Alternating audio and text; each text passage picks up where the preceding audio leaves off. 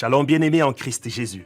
Nous bénissons le Seigneur pour sa fidélité renouvelée et pour tous les jours de ce mois où chacun se rassasie des biens provenant des paroles de sa bouche.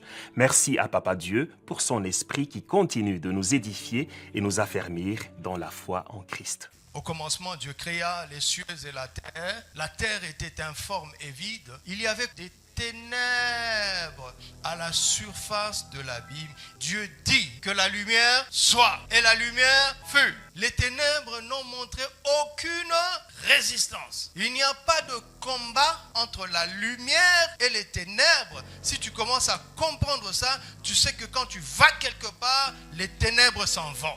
C'est l'un ou l'autre. Où il y a la lumière, il n'y a plus de ténèbres.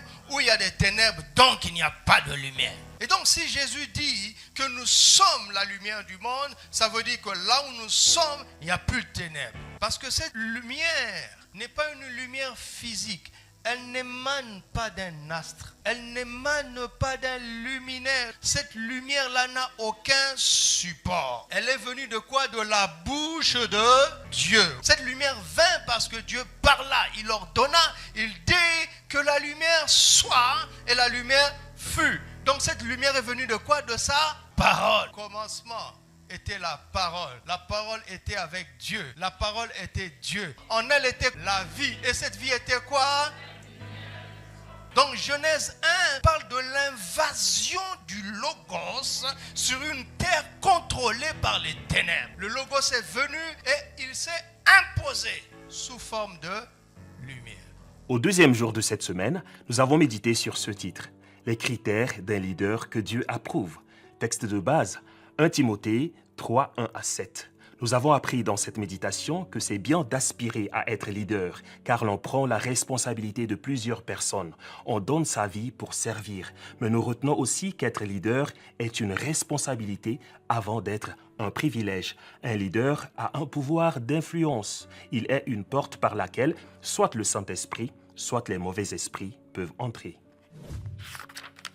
La parole de Dieu suffisante pour votre réussite, c'est notre titre de méditation au troisième jour de la semaine, basé sur Josué 1:8 et Luc 24:44.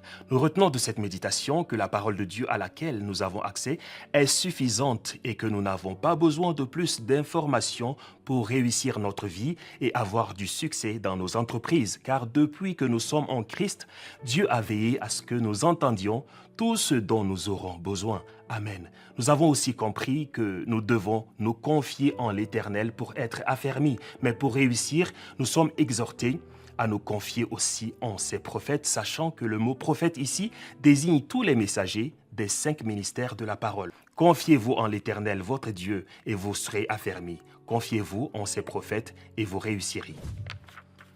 Notre méditation au 4e jour de la semaine a porté sur ce titre. Dieu veut notre succès et bonheur. Texte de base, Psaume 1, 1 à 6. Dieu ne veut pas seulement que nous ayons du succès.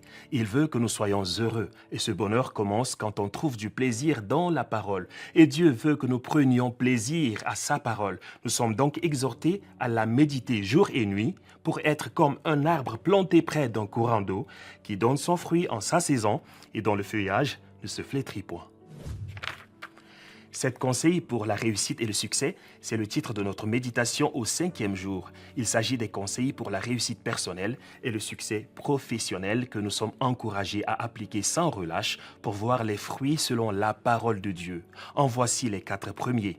Célébrer et valoriser hautement la parole de Dieu, aimer la parole de Dieu de tout notre être, méditer constamment la parole de Dieu et comprendre simplement et humblement la parole de Dieu. Amen. Retenons enfin que la compréhension est une part importante dans la parole de Dieu, dans le succès et dans la réussite. Et voici la citation de la semaine. Quand vous ouvrez la Bible, il faut être simple et accepter ce que Dieu dit tel qu'il le dit, simplement, quel que soit votre domaine d'activité. C'est tout pour l'essentiel de cette semaine. Vous pouvez toujours acquérir le torrent de vie du mois d'octobre intitulé « Réussir sa vie avec la parole de Dieu », disponible en version livrée, livre et électronique. À Jésus seul soit toute la gloire. Shalom.